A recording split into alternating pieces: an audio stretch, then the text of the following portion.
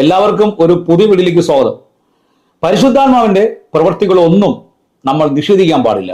കാരണം പരിശുദ്ധാത്മ പ്രവൃത്തി എങ്ങനെയൊക്കെ സംഭവിക്കുമെന്ന് നമുക്കറിയില്ല. ഉണർവ് നടന്ന കാലഘട്ടങ്ങളിൽ നിലത്ത് മനുഷ്യർ മറിഞ്ഞു വീഴുക, അന്യഭാഷ സംസാരിക്കുക, ദൈവത്തെ സ്തുതിക്കുക, പാട്ടുകൾ പാടിക്കൊണ്ടിരിക്കുക, ഇങ്ങനെ പലവിധമായ കാര്യങ്ങൾ ഉണർവ് നടന്ന കാലഘട്ടങ്ങളിൽ സംഭവിച്ചതായി ഞാൻ പുസ്തകത്തിൽ വായിച്ചിട്ടുണ്ട്. എന്നാൽ പല ദേവദാസന്മാരുടെ ആരാധന സ്ഥലങ്ങളിലും ഇത്തരത്തിലുള്ള കാര്യങ്ങൾ ഓട്ടോമാറ്റിക്കായി സംഭവിക്കുന്നുമുണ്ട്. പരിശുദ്ധാത്മ പ്രവൃത്തിയെ ഒരിക്കലും നമ്മൾ തള്ളി പറയുന്നില്ല.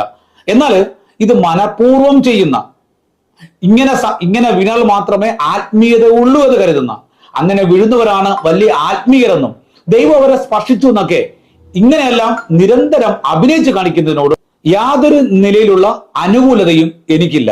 ബൈബിൾ കോളേജിൽ പഠിച്ച സമയത്ത് ഒരു പാസ്റ്റർ എന്റെ തലയെ കൈ വെച്ച് തള്ളി. പലരും വീണു, പക്ഷെ ഞാൻ വീണില്ല. എന്നെ തള്ളിക്കൊണ്ടൊരു മൂലയെ കൊണ്ട് ഒതുക്കി, എന്നിട്ടും ഞാൻ വീണില്ല. അങ്ങനെയുള്ള വ്യക്തിയാണ് ഞാൻ. വീഴുന്നെങ്കിൽ വീഴട്ടെ, പക്ഷെ തള്ളി വീഴുന്നത് ശരിയല്ല.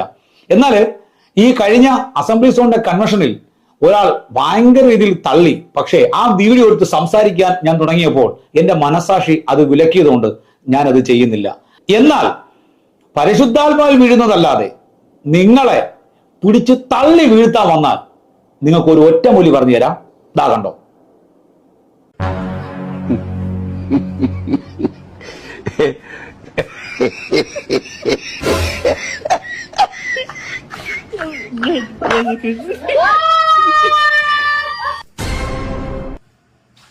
Mama yangu game over. Mwenye uwanja wake kaingia sasa. Game ishaisha hii. Maana sofa mnala ulioingia.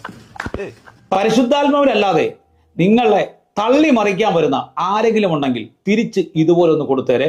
ഇവന്മാരുടെ ശുശ്രൂഷ അതോടുകൂടി അവസാനിക്കും. അപ്പോൾ പരിശുദ്ധാത്മ പ്രവൃത്തികളെ ഒരിക്കലും തള്ളിക്കളയുന്നില്ല. എന്നാൽ ഇത്തരത്തിലുള്ള അഭിനയങ്ങളെയും അനുകരണങ്ങളെയും ഞങ്ങൾ ചൂണ്ടിക്കാണിക്കുന്നു. അത് ഞങ്ങൾക്ക് അംഗീകരിക്കാൻ കഴിയില്ല. എന്നാൽ പരിശുദ്ധാത്മാവിന്റെ പേരിൽ കാണിക്കുന്ന വ്യാജങ്ങളെ ഞങ്ങൾ എതിർക്കുകയും ചെയ്യുന്നു. God bless you.